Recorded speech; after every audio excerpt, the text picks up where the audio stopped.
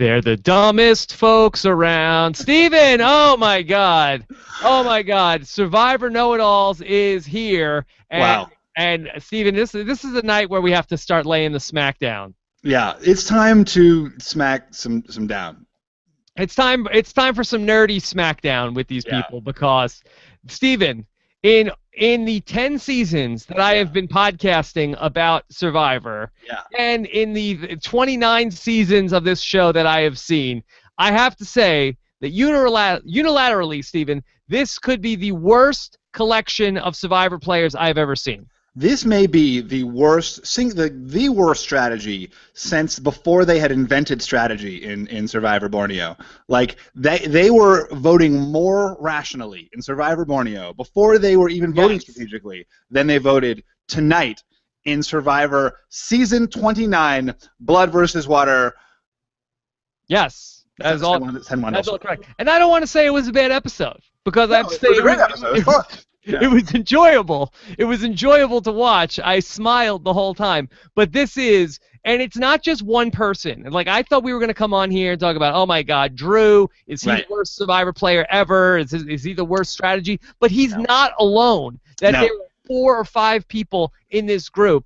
And I just said this on Twitter, that usually we have a tribe, that we have one tribe, that's the Dodo tribe. Right. And, Steven, we've got 2. We got 2 Dodo tribes of Dodos. Come on.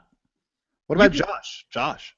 Well, I get Josh is one of the saving bastions of people actually who have been playing reasonably well strategically, but you can count them on one hand, Steven. We need saving bastions. In this season, we need all the bastions we can get. All right, so we're going to get into everything. You know what? Before the season started, Jatia said, hey, nobody better talk bad about the new Survivors because they can't tweet, and I'm going to be defending them. Get ready tonight, okay? Yeah. Because we're gonna get into all of this, all of these people, all of these players, because very few people will have immunity tonight. Is Jatia going to be defending? We should have a segment where she defends them. It would be amazing. Yes. Yeah. Yes. Eventually, when she watches these episodes, she's gonna have a lot. She might have a lot to defend tonight. Eventually, when she's run out of other content on the internet to consume. I think this might be the bottom for her of what she watches. That's right. We may test how much she loves nerds tonight because we're gonna have a lot to say about all of this. Thank you guys for joining us live here tonight. We got the chat room going on robbinswebsite.com. You guys are especially active already on what should be a very lively conversation. We've also got our Twitter open, hashtag RHAP, plus our YouTube channel. You can send in your comments as well. We will take many of them later on in the show. Go to robbinswebsite.com/YouTube. Steven, we've got a humdinger of a show tomorrow on Rob as a Podcast. Well, first, tell me. Tomorrow morning, I will speak with Drew. Oh, wow. Wow. That's amazing. That should be pretty good. But he was right. He was vindicated. All along he said the girls would vote him out, and the girls voted him out. So, it was a self-fulfilling prophecy. It was. He is like, Oedipus. Yes. He's like the Oedipus of this season. Yeah.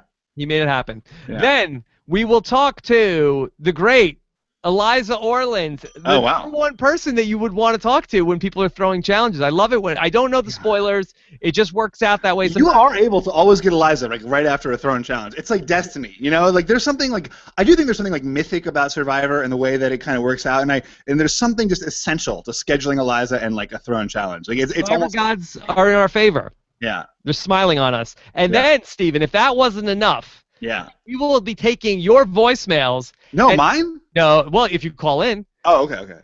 And it will be the talk of the town as Bryce Johnson is going to join us to take your calls tomorrow. Yes.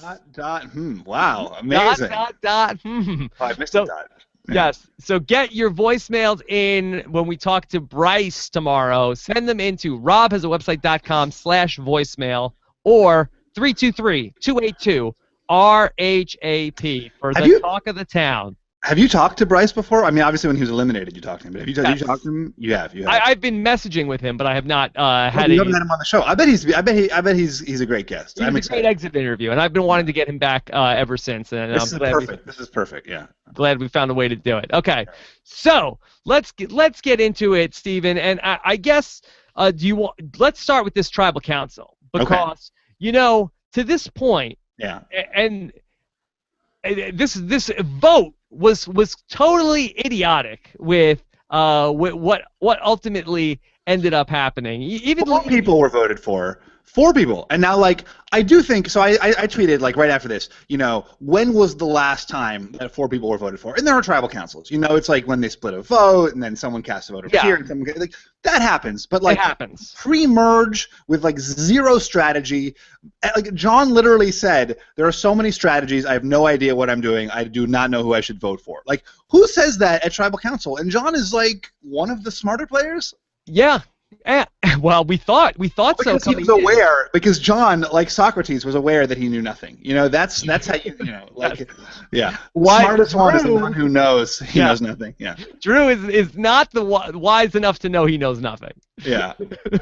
Yeah. But I thought as that's happening, and I'm trying to like transcribe as fast as I can when that's happening. When John is saying that, I thought it's posturing, Stephen. I thought so too. I thought he was shutting down. He was like, "Oh, who knows what's happening?" Like he was like shutting down because it was right after the whole like Jeremy Keith feud, and I thought he was trying to like diffuse that. So I thought like, and then nope, turned out he had no idea, and he voted for Keith. You would think he would turn to somebody and say, "Can anybody please just tell me who to vote for tonight? I just tell who's getting voted out. Please tell me so I write the right name down." He didn't even do what Drew did. Did he suss out that Drew's gonna go home? So let me figure out what's gonna happen. But no, that's not what he did. So let's break down. Should we break down who voted for who here? Yes, let's break down who voted for who. So we know. I wrote it all down. Good. All right, let's start with the votes for Drew tonight. Votes for Drew were Kelly, Natalie, all the women, Julie, Muffin, and Jeremy also voted for Drew. So it was the women and Jeremy all voted for Drew. Not as fun as if Jeremy hadn't voted for Drew also, because I was ready to say somewhere Brad Culpepper is smiling because 4 into 9 does equal in. But no, Jeremy did ultimately vote with the women tonight. And kudos to Jeremy too, right? Because he wanted Keith out, and he still voted with his alliance and instead of voting with his heart. And you know what? Like, all season long, Jeremy has also been one of our bastions. Oh, and, no. Jeremy is out of the bastions. He is no longer a bastion. Jeremy's bastion. He's out. Out. Oh, no. We're going to have a bastion off. We'll talk about the debastioning of Jeremy. Yeah. Okay. I'm open to be convinced, because like this was not Jeremy's strongest episode, and the fact that I'm saying, well, he voted with his alliance is like a strength of his, when that's basically a given for anybody else in any other season. This is like relative, right? Like this is like in the tribe of with no eyes. Land of one eye. There's the one-eyed strategist can vote in with the kingdom of the blind. Eyes. The man with one vote. Yeah. Yeah, exactly. All right. So the women and Jeremy vote for Drew. That's correct. Drew votes for Kelly. He's alone voting for Kelly. John votes for Keith because he has no idea what he's doing. That's right. And then Reed and Keith vote for Julie. That's right. Also. And John was the one who wanted Julie out, but he didn't even vote for her. Do you think it's possible that John was going to vote for Julie? I think that actually would make this almost make sense if John had planned to vote for Julie. So John, Reed, and Keith, like the kind of guys who thought Julie was maybe on the outs and like weak and lazy around camp, they were all going to vote for her. The girls were obviously all voting for Drew. And then, like, I'm just trying to distill some order out of this chaos. I believe Jeff Probst said, was it a brilliant tribal or absolute chaos? Chaos. The answer was chaos. Yes. Not brilliant. Not brilliant, and indeed chaos. So, I mean, the thing with Drew is, do you feel like Drew thought he had the numbers here? Yeah, I mean, I think Drew's perception of reality is flawed, right? Like, we can agree about that. Like, he thought that he would be able to convince Jeff to give them back the swimming or the fishing equipment. Like, Drew is not. I don't think we can rely. We can rely that Drew has a real accurate understanding of reality. That's fair. That's fair. So we have to accept the fact that Drew is not what would you say? He's not insane, is he? Is he delusional? I think is delusional. Delusions of grandeur for sure, right? Like he thinks everyone is. He's a ladies' man. His brother said he is a ladies' man. Yeah. Yes. And you saw, I mean, so my viewing partner noticed that every time. Viewing partner. Yeah, you know, I don't watch it in solitude. You know, I have friends. You know, you're not my only friend. You don't have to rub it in now. Yeah. Said that. You know, Drew's sightline is basically always on a girl's ass. Like every single, like at Tribal Council, he watches the butts go by. On Exile Island, he's watching the butts go by. Like he is always looking at butts. He's a butt man. He's a butt man. Yeah. He's a butt man.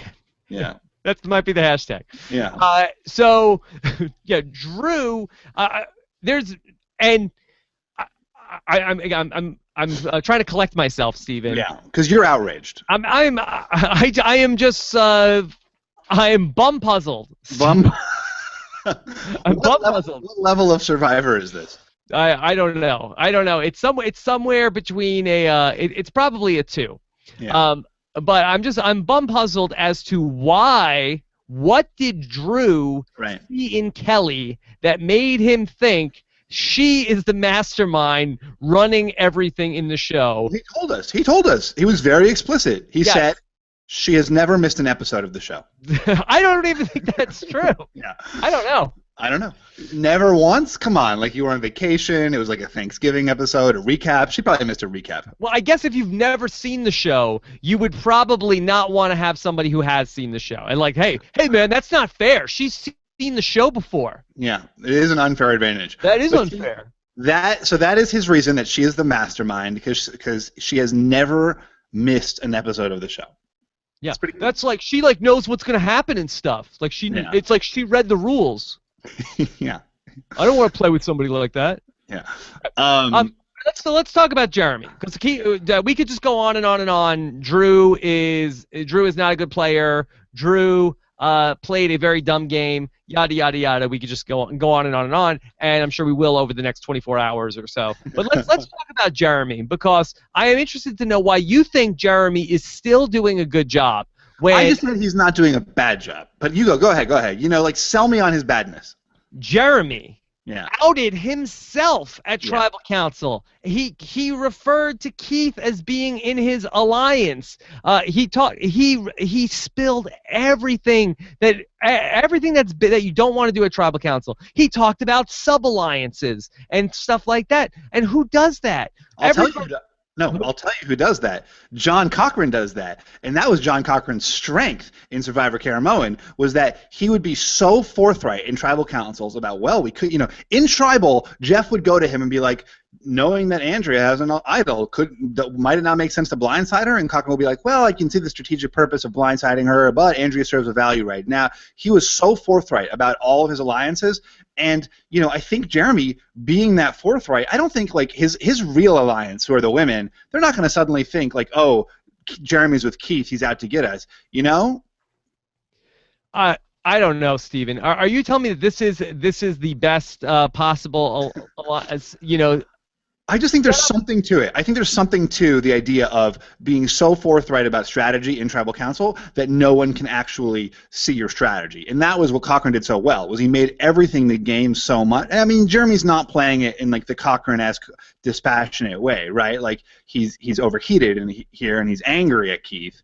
But I don't think it's like a deal breaker.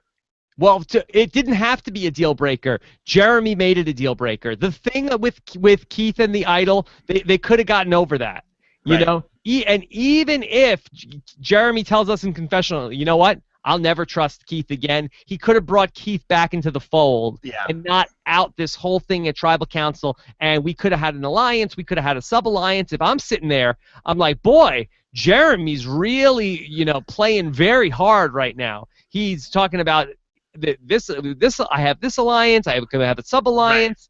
Why didn't you come to me? We didn't have to tell anybody. I mean, he blew up his entire game. Yeah. No, look, ultimately I agree with you that it was not like the smartest decision at Tribal Council to talk through this with Keith. I don't think it's as catastrophic as you do. But I do think that, there's some I do think there's some merit to the idea of like just being really forthright, especially at Tribal Council. Because it's actually like a place you can be forthright. And who knows, maybe now he and Keith will go and heal their wounds. I don't know. I thought he looked bad, and I don't think he was coming from an analytical place. You're right. Well, that's the problem. He was coming from a place of like he was really upset about this, and he was going to confront Keith about this. But he still voted with his alliance, even as upset he was. Even though he confronted Keith, he still voted with the girls, and he voted for the person who went home. Steven, now I was ready to come on. I saw the votes were ultimately going to be 5 for Drew, and I said, okay, well, it's going to be the women and. My guy Reed probably voted with the women because we didn't hear him the whole episode tonight. He said one thing though. He said, Julie is weak in challenges. Okay, he said Julie is weak in the challenges, and so I figure, okay, he probably ended up voting with the women, and so because it seemed like that, obviously we saw Jeremy is mad. We figure maybe Reed is with them, but Reed votes with Keith. And he votes against Julie, and nobody else is voting against Julie. That's why I'm thinking like maybe like Keith and Reed and John had a thing, and then John flipped. Like maybe they thought that they were going to take out Julie, and that like who knew what the girls were doing. That was like it. They just had the guys as a whole. Obviously, were completely fractured, except for Jeremy, right? He knew what he was doing, kind of. But they also just had no conception that the girls were actually could vote as a block. It seemed that they were not aware that the girls maybe had an alliance. Like there seemed to be like this idea that the girls are off there and we can talk crap about them and they won't have any awareness of us, even if they're 2 feet away. And they'll never pull together a strategy. That's the craziest thing to me. Like what the guys thought about the girls. Yeah. No, Drew, I mean, he was terrible. I mean, he was really, I think if I was going to make a list of the 10 worst players of all time, he would certainly be on that list. Come on. Carolina? He was spectacularly bad. Yeah. He was spectacularly bad. And this episode, made him truly, he was pretty bad. He the worst ever. Come on. Worst ever? I didn't say worst ever. I'm saying that he's getting strong. Top 10 worst ever. Top 10 worst ever. Yeah. I think I put him in there. There's pretty bad people in that mix. He was spectacularly bad, Steven. Dan Lembo? Come on. Dan Lembo was finished in the top 5. You can't be spectacularly bad and come in the top 5. Yeah. All right. That's fair. He got was not a mother. First tribal council. And he single-handedly threw the challenge to go there. And Steven, off the top of my head, I can't recall a player taking it upon themselves to throw the challenge for the team. Usually, this is a team conversation. Usually, the team will decide to throw. At least a couple people, a cadre of people would get together and say, "We're going to throw the challenge today." You need a cadre. He single-handedly threw the challenge. No, I guess Philip Shepard. Right. Through the challenge. Right. He did throw the challenge with yes, I am not as a rule opposed to throwing challenges. You can throw a challenge. Right. Although don't say that to Eliza. I won't. You're going to upset her. I might just to get her worked up. But I think that there's I think it's much more dangerous as a tribe, from the tribe's perspective, to never go to tribal council, to go to the merge, with all of these issues unresolved. I think that's really dangerous. Probably the tribe is stronger now for having voted out Drew.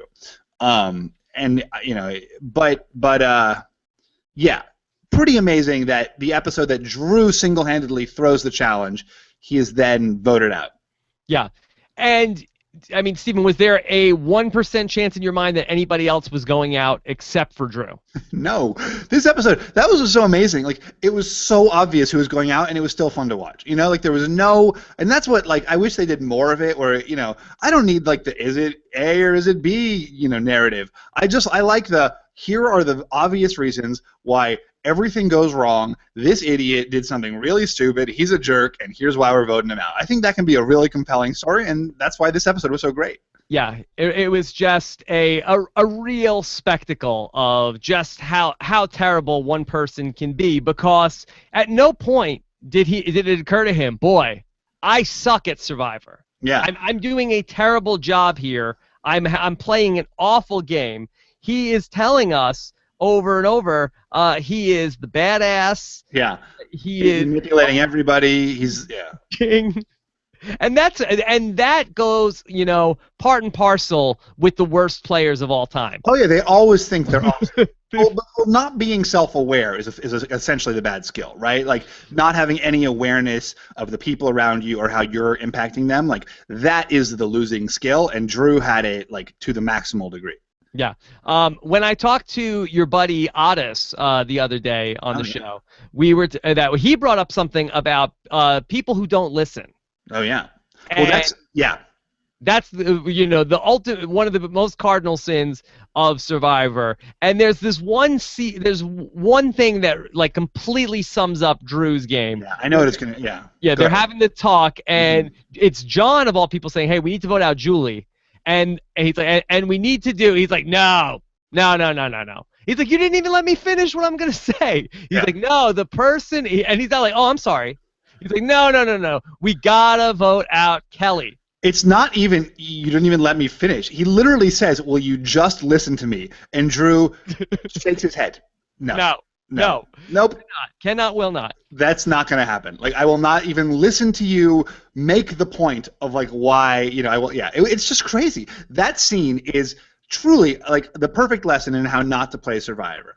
Like, John comes up to Drew and says, here's why we got to vote at this person, here's all my reasons. Drew says, nope, not even going to listen to them, Kelly. Reed says the same thing. Then Jeremy comes over, what about Keith? He just totally shuts it down. It's crazy. It's one of the most strategically terrible scenes in the history of the show. It's really, really god-awful.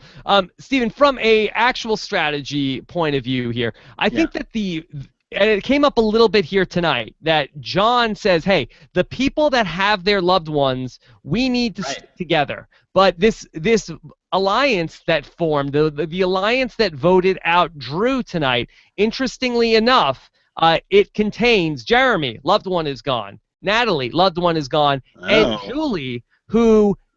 you had Jeremy and Natalie who were at John Rocker's throats last week, saying, we hate John Rocker sucks. Julie looked like she was going to maybe have to pay for John Rocker's sins, ends up, by these meatheads in her tribe, being forced into a grouping with the other two people that lost their loved ones. Do you think that Jeremy, Natalie, Julie could move forward looking to pick up more people who've lost their loved ones? Looking for loved ones in all the wrong places. I think that it's more likely that like Jeremy's with these girls. I don't think that that was his strategy from the get-go. I don't think it's like a loved one based strategy. That's John's hobby horse. Maybe but I don't. Yeah, but it's again.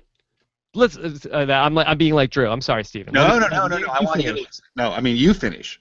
But if you're right that it was John that was talking about it, but almost just like Drew had the self-fulfilling prophecy of, hey, the women are going to end up voting together. Yeah. If John is going to force the issue of the couples need to stay together, the people who aren't in the couples will return the favor, and they already have an alliance and a working relationship together. Right.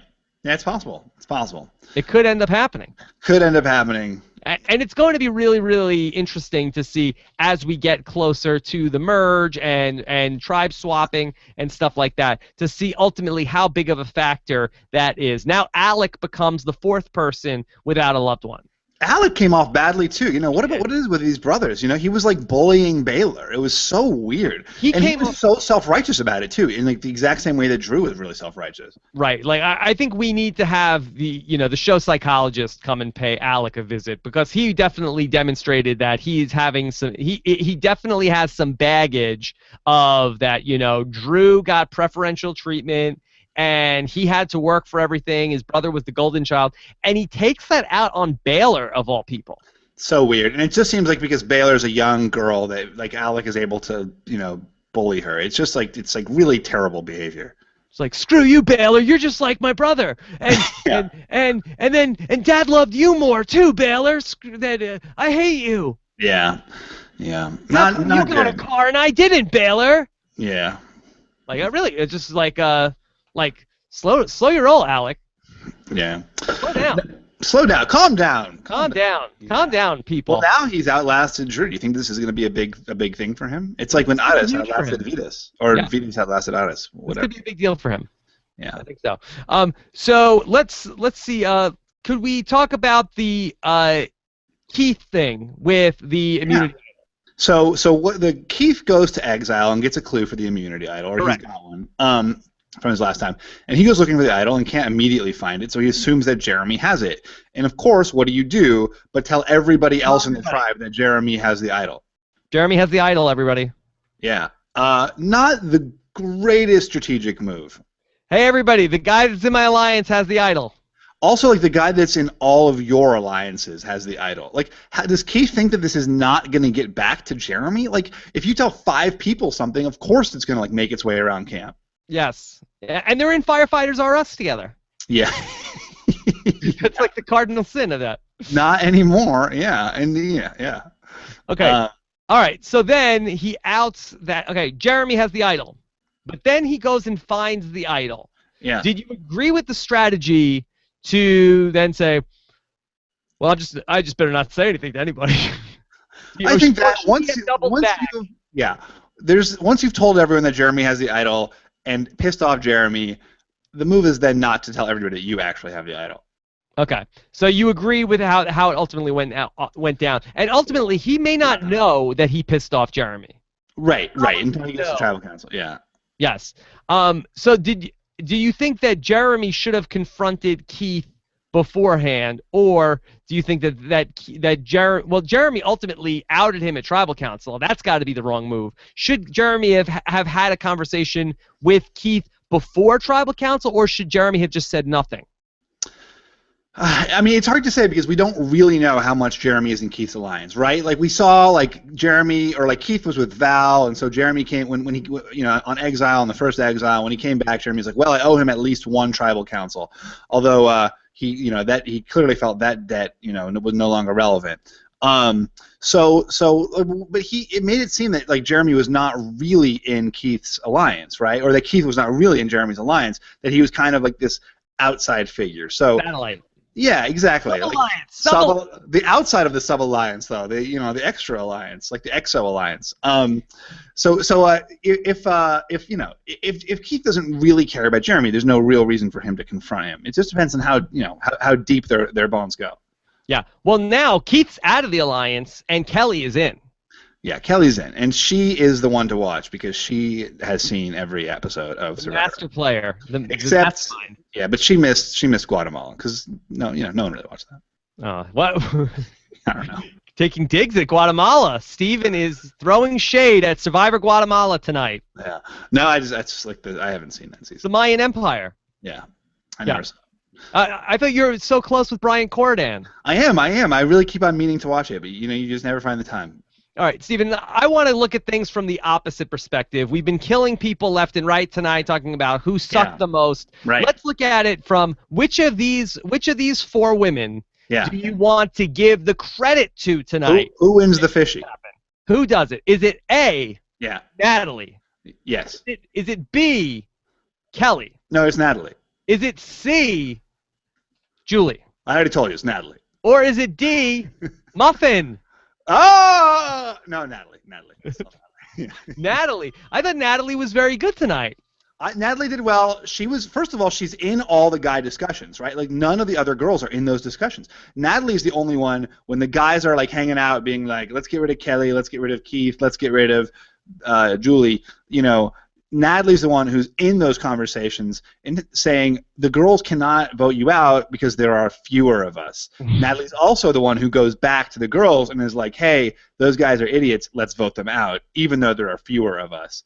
It's funny that both the twinnies played the exact same strategy, and it worked out really well for one and really spectacularly bad for the other one. Wait, why do you say that? What was Nadia's strategy? that hey, the girls should get together. Oh, and, yeah, and girls. then we'll bring in Josh because he's like one of the guys or one of the girls. Yeah. And ultimately that was a turnoff. But turns out Jeremy is like one of the girls. Well, maybe if Natalie had said to Jeremy over and over again that she was only aligned with him because he was so girly, like that might not have worked out for her. They had the identical strategy for the. It was the identical. That's a great point, and probably part of why. Can I steal that for the blog? That's a really good point. Yes. Yes. Thank you. I'm going to.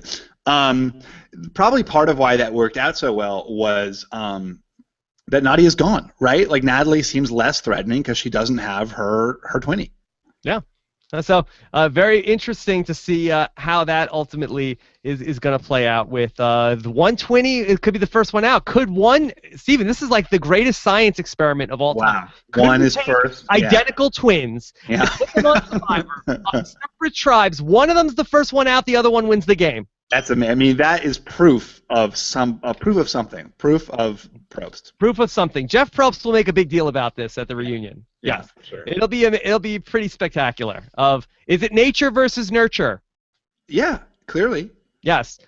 Could Arnold Schwarzenegger and Danny DeVito make a movie about this? But it's like the Boston Rob, right? There's like 50% of the time Boston Rob goes out first, and 50% he wins the game. Yeah.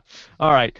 We are going to take your questions here and start to get into what you guys have to say about this episode. Hashtag RHAP. Also, send in your questions to us on our YouTube channel at robhasawebsite.com/YouTube. I want to take a moment and thank our sponsor for this episode of Rob Has a Podcast, and those are our friends over at Hulu Plus. Mm-hmm. And if you are watching this show, chances are there's a very good possibility that you like TV, and you like good TV. Steven, you like good TV, right? I work in TV, and I do. I subscribe to Hulu Plus. It is where I watch, I catch up on all the shows that I need basically every day to do my job. All right, well, it's the fall, and Steven, it's not just time for pumpkin spice latte and apple cider. It's also time for all the fall TV shows to come back, and the best place to catch up on all the shows that you could be missing is Hulu Plus, because right now you could watch current season episodes of your favorite shows like Sleepy Hollow, Bob's Burgers, Once Upon a Time, Brooklyn Nine-Nine, and Revenge. And Steven, I know you love Revenge. I do. I love Bob's Burgers. I love Revenge, but more than that, I really actually love Bob's Burgers. That's exciting. I didn't know it was on Hulu Plus. I will check that out. Well, if you've missed any, you could catch up on Hulu Plus, and because you've probably watched Hulu Plus on your computer, but Hulu Plus is so much more. People think they're identical, like Natalie and Nadia, but one is actually going to go much further, take you much further, the Hulu Plus. Yeah, I do Hulu Plus on my smart TV too. I have it on my, it's one of the apps on my TV. I watch it on TV, I watch it on, and sometimes I will start something on my computer and be like, this is worth blowing up on the big screen, and I'll watch it on TV. Sure, smart TV, Roku, Apple TV, Xbox, Wii, PlayStation, pretty much anything. Yeah. So Natalie is like the twinnie plus, and Nadia is just like plain regular twinnie. She's normal twinnie, and 20 plus, you can take her anywhere. You can go to exile with her. You can go all the way to the end. That's going. Yeah. Also, Hulu Plus lets you watch every episode of shows like South Park, Family Guy, America's Next Top Model, Keeping Up with the Kardashians, lots of the Real Housewives stuff, and plenty of the back catalog seasons of Survivor. And as we know, Kelly, she's seen them all. She has. That's probably how she watched them. But Drew needs to go check this out so that next time, he's not as threatened by people like Kelly. In Blood versus Water 2 or 3, Return of the Brothers.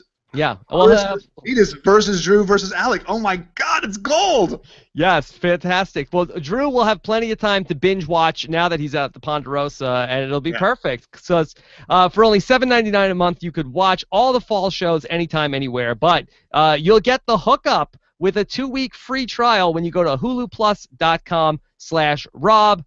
That's better than the Hidden Immunity Idol. Oh my God! I wish I'd known about it. I'm paying. I didn't get no 2-week discount. Like a schnook, you're paying full price. Like a schnook. Yeah. All right, so go to huluplus.com/Rob. Get their extra week for free. And let them know that we sent you by using our link. It helps support the podcast, and you get a better deal. That's huluplus.com/Rob. Rob for the 2-week free trial. All right, let's get into some questions, Steve. Oh, I like it. I love the questions. I have, it's good. Nick 2S wants to know, didn't the sit-outs of the challenge make you wonder if the whole tribe was thinking of throwing it rather than just Drew? I think John sat out of the challenge, and so did Jeremy. I thought that, right? The sit-outs of the challenge, it was definitely Jeremy. I think John as well. Yeah. I just think it could be a factor of who's a good swimmer.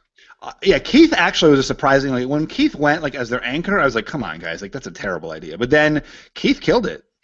Yeah, I did not get the sense that anybody else wanted to throw the challenge. I know that maybe it helps the narrative, but I did not get the sense that anybody else was trying to throw it. Yeah. Okay. Let's go ahead and let's take another question from Humberto. Humberto wants to say, Rob and Steven, do you think that the Alec Baylor scene was a setup for a long brother and sister story arc for these two? No. Yeah. Maybe. I mean, I thought they were like a showman, Steven. And did they like break up? It's possible. I mean, it's clearly setting something up, right? Like Baylor has got this weird. I hate to talk about edit, but she has this interesting edit where like she's Josh's ally, but then all of her confessionals are about how she doesn't like Josh. Now she's bullied by Alec. Maybe this is setting up. Can I speculate? I mean, sure. Maybe this is setting up a Baylor quit. She feels alone.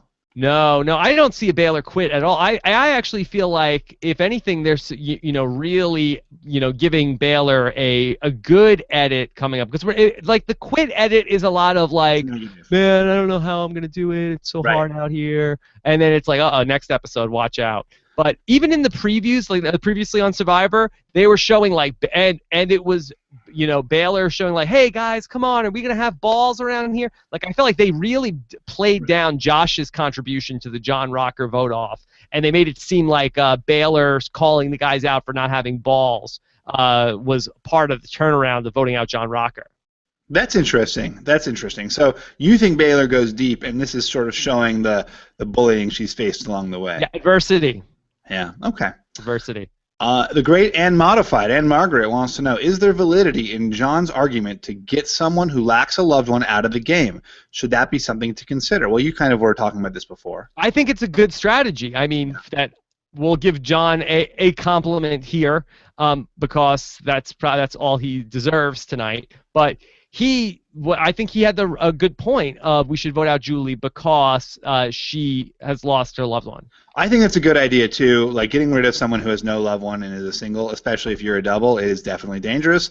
They are a possible floater for another alliance. They're harder to target. I think there's a lot that's right about it. Yeah. How did you think about how Julie handled John Rocker getting voted off? I thought she did a really good job, right? Like, kudos to Julie. Yeah. Yeah, very good. Very good. Okay, Anna Jose wants to say, should we give Drew any credit for identifying Kelly as a possible threat? Is Kelly actually a threat? No and no. No and no. I think that she's more of a threat than Jacqueline. Like, I don't think that that Kelly is bad. Yeah, no, I don't think she's bad. We haven't seen very much Kelly, so it's hard to say. She's not bad. She's probably more of a threat in the actual game, right? Like, if we can extrapolate, not from what we've seen of her in the edit, but from just the little we've seen of her in competitions and how people have talked about her, she's probably like a solid player who knows the game, who's somewhat strategic, who probably is something of a threat, but not the threat that Drew is willing to throw his game away to remove for. Speaking of Drew, we didn't touch on Drew's attempt to regift the Flint back to Jeff Probst. Yeah, I was trying to say, like, that's crazy. I mean, it's just like an insane, like, hubris, lack of self-awareness where you think that that's ever going to work. Yeah. Especially after the last time when Jeff, like, shouted at you for the terrible deal you're making, to come back after the fact with Flint, like, you'd think Jeff would, like, show up in your camp and steal your rice. Well, he did do it before the challenge started. Yeah, that's true. So that was the right time. Yeah. I like that Jeff, like, strung him along a little bit. He's like, all right, I'm going to let this guy hang himself with his own noose a little bit. Yeah. Yeah. And then afterwards, he was like, hey, man, just because I had the balls, nobody else had the balls to do this. Yeah. Like, we'll give you a pat on the back for that. Big on it, yeah. Jeff Probst, like, no backsies. No, no, no. His life is fine. My life is fine. No His life backsies. is fine. Yeah, he doesn't need the Flint. Okay.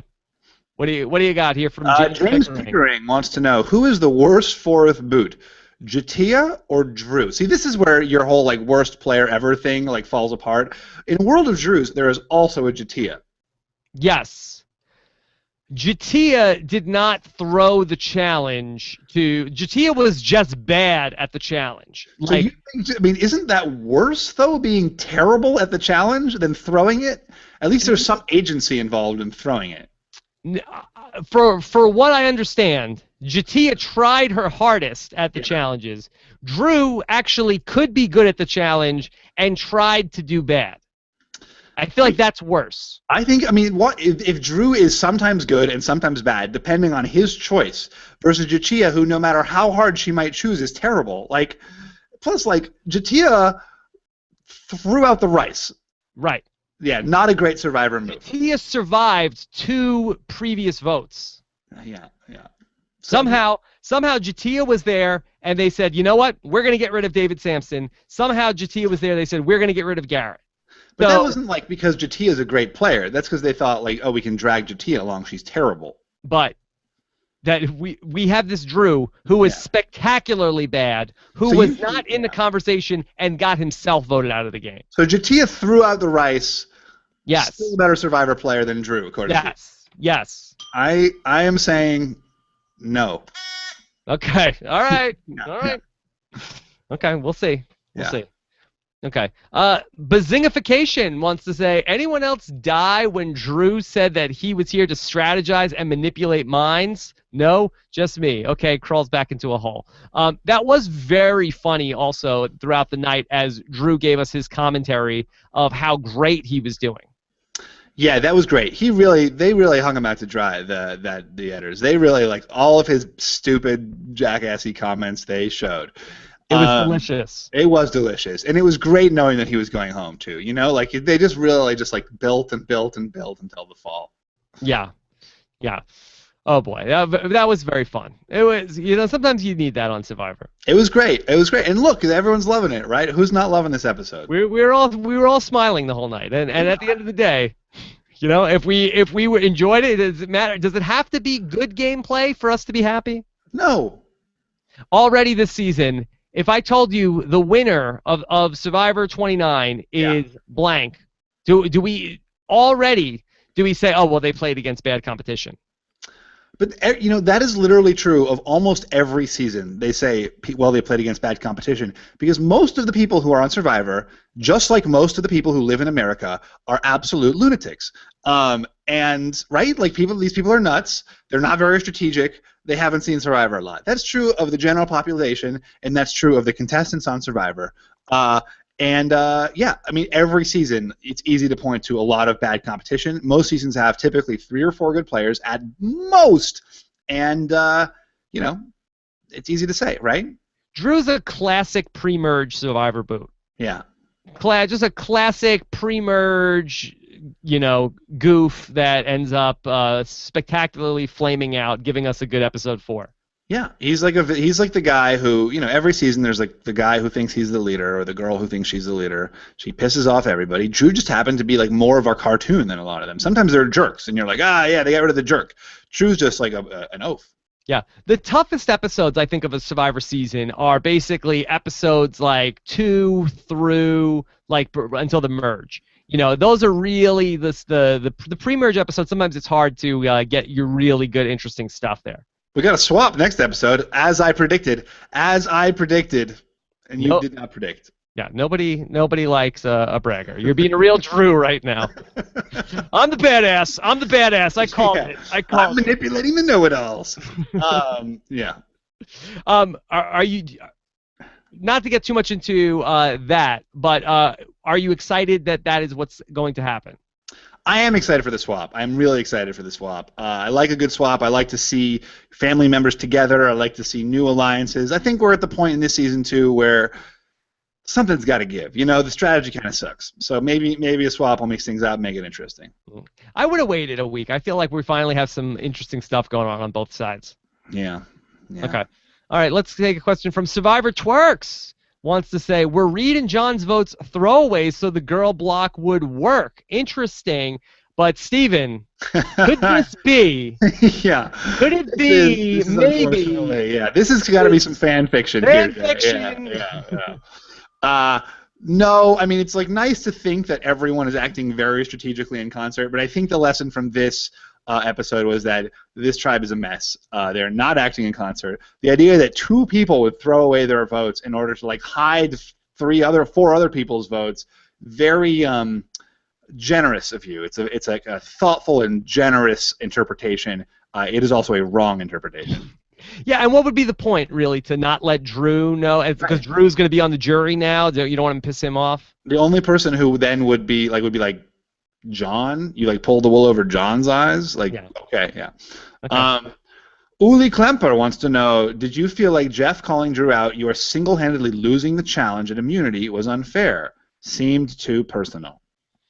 Seems like Jeff did not really love Drew Christie. But that, you know what? That's like a very common remark from Jeff. If you are losing the challenge, he will say you are losing the challenge. Yes. You know?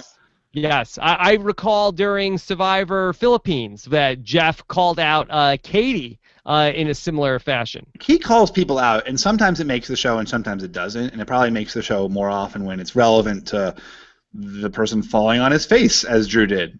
Mm-hmm. Yeah. I think that, Jeff really, he was making fun of him at Tribal Council. Like, Jeff was really, he had the whole thing with the Flint with him. So Jeff really seemed to have fun picking on Drew. But, Drew really presented him the opportunity. You give Jeff the opportunity, he's not going to back away from it. He did. All right, let's do two more questions. Two more. This is from Alex G, who says, is production so bad at hiding the idols that now they just jump towards whoever is digging? That the idols jump towards you? I mean, it looked like from the story we saw that it was that Keith went looking for it. He didn't find it, and then he looked in a better place later on. Like he figured out that he had been wrong-headed. So maybe it would have jumped towards him the first time. I guess my point is, it obviously took some work because he missed it the first time, and then Jeremy missed it, right, and other folks missed it. Okay, Steven, give us the last question. All right. Gary H. My Lazy Cat, Gary Hogan wants to know, do you think... Gary Hogaboom? Yeah, Gary Hogaboom. Do you think needing all related players thinned the casting pool this year? Because, wow. So the fact that they had all players who loved Blood versus Water made the choices worse because, wow. Okay. I mean, probably. I mean, what are the chances you're going to find two people who are good at Survivor who are related? I mean, in the original Blood versus Water, we had 10 people, and some of them were actually good at Survivor, and then they had, and some of them had loved ones who might have even been good at Survivor. But we kind of already knew who was going to be good at Survivor to bring them back. So we said, okay, here's 5 people that are good at Survivor. Here's 5 other people that we know aren't that good at Survivor, and then they'll each have a loved one. Some of their loved ones will be good, and some will be bad. Right. At least we kind of knew what we were getting, but this has been much more of a crapshoot. The other thing I'll say, too, is that when you have the loved ones of Survivor, they have seen Survivor seasons, right? They have watched the show. They're invested in it. They've met the other contestants. Like, they're aware of the strategy. They're in the game is part of their life. Right. So they're not going to be like a complete neophyte in a way that like clearly a lot of these folks are. So I think that I typically dislike seasons where half of the people are returnees and half are new players because the new players are basically they're just cannon fodder essentially. But I do think that's actually a more effective Blood versus Water formula because, to your point, like they are hand-picking people who will be good TV and some of whom will definitely be strategic, and then they've got loved ones with them who will know the show. Yeah, it's like with each of the pairs, they were making like a double bet on each person. So like you could like really knock it out of the park and get 2 great people, or you could really strike out and get 2 crappy people. The other thing is like let's give it a chance. Like even I feel like even Caramoan, which people remember very fondly, like at this point in the game, people thought it was terrible, right? But people were saying Caramoan was one of the worst season ever. Exactly, and at that point it was terrible. And I think this is better than Caramoan was at that point, and maybe it gets better by the merge. Yeah, I'm having fun. Yeah, it's a good show. You know what? Even in an off season, it's a great show. Steven, even bad Survivor is still a good Survivor. That's my perspective. Yes, that's right. That's right. Like some other things in life. Like podcasting. Even Yes. a bad podcast is a great podcast. Not necessarily. Not necessarily. All right. So, Steven, is it true Kelly is getting the fishy? No. Natalie is getting the fishy. Natalie. So, all right. So we have a very busy day tomorrow, of course. I'll have my interview with Drew Christie. Talk to him on Thursday morning. Plus, we'll get our big Survivor podcast up for you guys by late Thursday night with Eliza and Bryce. Your talk of the town. Wow. Get your voicemails in for Bryce. robbinswebsite.com/voicemail or 323-282-RHAP. And then plenty more coming up the rest of this week. I'm going to have some big, amazing race stuff to coming down the pike, plus our amazing race recap show on Friday night, 9:15 p.m. Eastern. What's the hashtag? Oh, well, we don't always do a hashtag on know-it-alls, but no. Okay. But we can do one. We talked about Buttman, but that's probably you don't want to be tweeting that out. Yeah.